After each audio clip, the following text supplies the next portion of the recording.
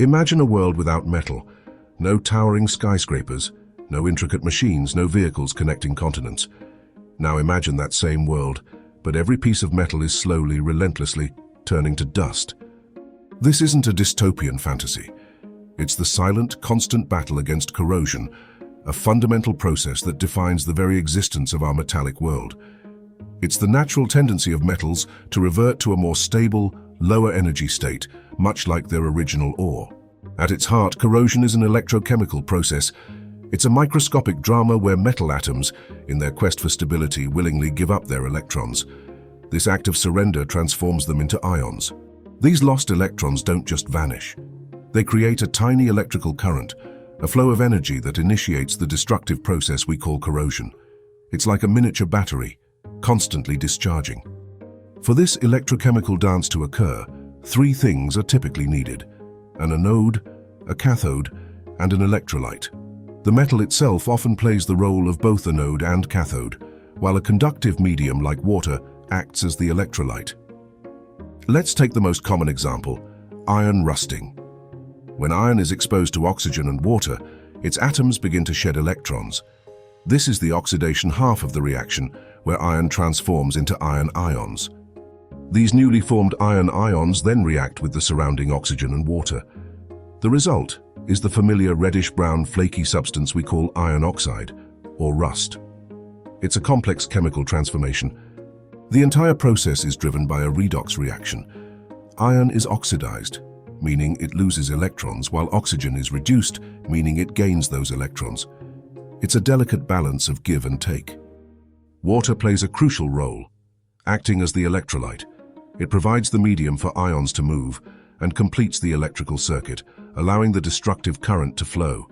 Without water, rust formation is significantly hindered. But rust is just one face of corrosion.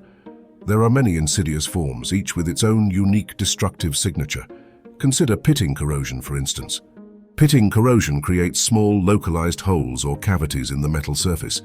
These pits can be incredibly difficult to detect, yet they can lead to catastrophic structural failure.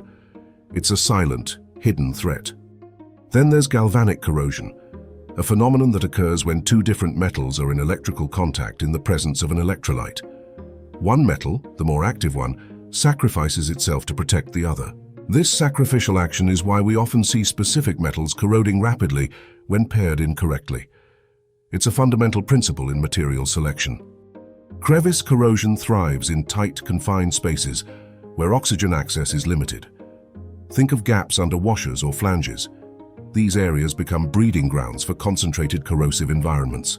The rate at which corrosion occurs isn't uniform. It depends on a multitude of factors. The type of metal, its inherent reactivity, plays a significant role. Environmental conditions are equally critical. High humidity, the presence of salts, and elevated temperatures can dramatically accelerate the corrosive process. Even the presence of other metals can influence the rate. Nature, in its wisdom, has also provided some metals with a degree of natural protection. Aluminum, for example, forms a thin, tenacious oxide layer on its surface. This layer acts as a barrier, slowing down further corrosion. The cost of corrosion is staggering. It's a silent thief, draining billions of dollars from global economies every single year. Its impact is felt across every sector. From the crumbling infrastructure of bridges and pipelines to the degradation of our vehicles and the slow decay of historical artifacts, corrosion is a constant, pervasive threat. It demands our attention and our ingenuity. Fortunately, humanity has developed a range of sophisticated prevention methods. Painting and coating metals create a physical barrier, isolating them from the corrosive environment. It's a simple yet effective defense. Galvanization is another powerful technique.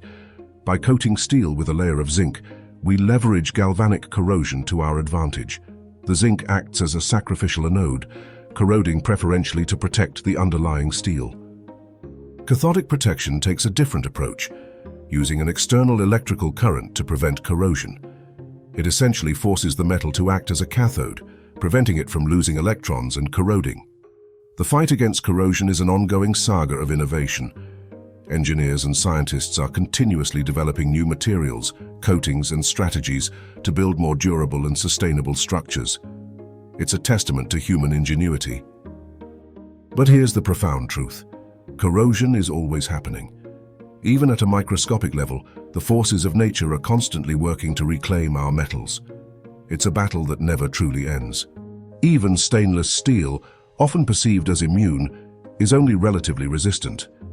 Its protection relies on a fragile chromium oxide layer. If this layer is damaged, stainless steel can and will corrode. Corrosion is more than just rust. It's a powerful reminder of impermanence, of the relentless march of entropy.